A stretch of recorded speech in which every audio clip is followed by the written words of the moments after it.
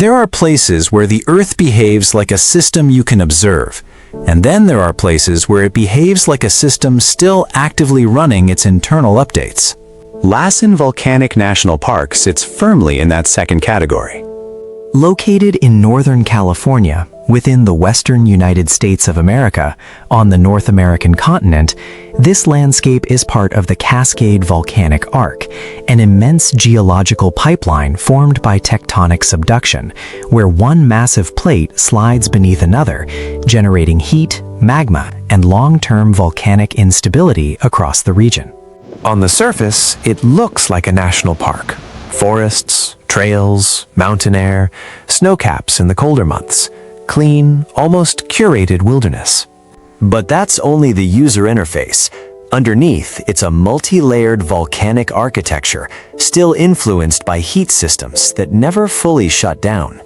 And once you understand that, the entire experience of the park changes. Not visually first, mentally first, because you stop seeing landscape and start seeing process. The tension begins before anything dramatic happens. That's the subtle part most people miss. There's no entrance gate that warns you in a meaningful way. No obvious threshold where the world changes from safe to unstable. Instead, the transition is gradual, almost algorithmic. Roads wind through forested terrain that feels familiar. Tall conifers, filtered sunlight, elevation shifts that are aesthetically pleasing but not alarming. It feels like standard Northern California wilderness, the kind of environment you'd classify as stable by default. Then the anomalies start stacking. A faint sulfur trace in the air that doesn't belong to vegetation. Ground that occasionally feels warmer in isolated patches without visible cause. Rock formations that look chemically altered, like the mineral composition has been rewritten over time. And steam, small at first, almost dismissible, rising from the earth as if the planet is exhaling through pressure valves you weren't meant to notice. That's the first signal. The system is active, not in a dramatic, cinematic eruption sense, in a persistent background process sense. The central anchor of this entire system is Lassen Peak, a lava dome volcano that defines much of the park's identity. It last erupted between 1914 and 1917, which, in geological terms, is extremely recent. Not ancient history, not theoretical reconstruction. Recorded, observed volcanic activity within the modern era. That eruption sequence wasn't a single event. It unfolded in phases: pressure accumulation beneath a hardened dome, steam-driven explosions, structural weakening, then repeated releases of energy as the system attempted to stabilize itself. Ash was ejected. Rock was fractured. Landscapes were reshaped in real time. Entire forest zones were impacted. Valleys were modified. The surface of the Earth in that region effectively underwent a forced redesign. And what remains today is not a dormant volcano in the casual sense. It's a system that has paused, not concluded. That distinction matters. Paused systems can resume. The deeper you study the park, the more you realize it is not a single volcanic structure. It is a composite system, multiple volcanic types coexisting within the same geographic footprint, each representing different behavioral patterns of magma movement and eruption style. There are lava domes formed by slow, viscous magma that piles up near vents, like pressure refusing to exit cleanly. There are cinder cones formed from explosive fragmentation, where lava is ejected into the air and falls back as loose volcanic material. There are shield-like structures built from broader, flowing lava systems that spread rather than explode. And then there are hydrothermal zones, arguably the most active surface expression of what is happening underground. These systems don't operate independently. They overlap, interact, share heat sources and pressure gradients at different depths, which means the park is not a collection of features. It is a connected thermal network. As you move deeper into the park, the hydrothermal layer becomes impossible to ignore. This is where the Earth starts showing its internal diagnostics. Steam vents release continuous pressure from underground reservoirs. Boiling mud pots churn as gas escapes through mineral-rich sediment. Hot springs form where groundwater is heated by residual geothermal energy from magma bodies still present at depth. The smell becomes a factor here. Sulfur compounds dominate the air in certain zones, creating a sharp, mineral-heavy presence that immediately signals chemical activity beneath the surface. One of the most concentrated expressions of this system is an area known as Bumpass Hell. The name itself sounds exaggerated until you arrive and realize it is descriptively accurate in a geological sense rather than a narrative one. The ground is not uniformly stable. It is segmented into zones of varying thermal intensity. Some sections are solid enough for controlled walking paths. Others are thin crusts above active boiling systems. Steam rises in constant output cycles, not random bursts, suggesting sustained underground pressure regulation rather than isolated activity. What you are seeing is not chaos, it is controlled release, a pressure management system that operates at a planetary scale. The entire region exists within the broader Cascade Volcanic Arc, formed by subduction dynamics where the oceanic plate is forced beneath the continental plate.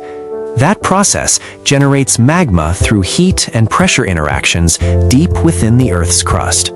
That magma does not remain static. It migrates upward through fractures, pooling in chambers, feeding volcanic structures along the arc. Lassen is one node in that system, but a structurally complex one, because instead of expressing a single volcanic identity, it expresses multiple, which means different parts of the park are effectively operating on different geological timelines simultaneously. One zone might be thermally active at a surface level. Another might be structurally dormant but thermally charged at depth. Another might be in long-term cooling transition while still influencing groundwater systems. So the park is not uniform in behavior. It is stratified in activity. What makes this environment particularly interesting from a systems perspective is the lack of obvious boundaries between safe and active zones. In most engineered environments, transitions are marked, controlled, signposted. Here, they are not. You can move from a quiet forest trail into a geothermal field within minutes without any dramatic visual shift. The change is subtle but absolute. Vegetation density shifts. Soil composition changes. Thermal output becomes visible. Air chemistry alters slightly.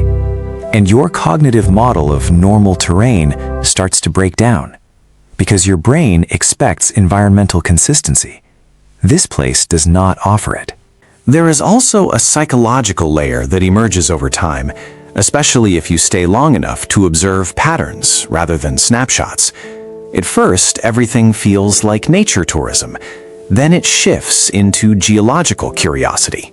Then it becomes observational awareness of instability. Then something else happens. Recalibration. You stop interpreting the land as scenery and start interpreting it as a system with internal logic. The silence becomes meaningful, not because it is empty, but because it is structured. Silence here often exists in zones where surface activity is minimal, but subsurface activity is ongoing. That mismatch creates a subtle cognitive tension. You are standing on ground that appears calm while knowing that heat, pressure, and fluid movement are still active below.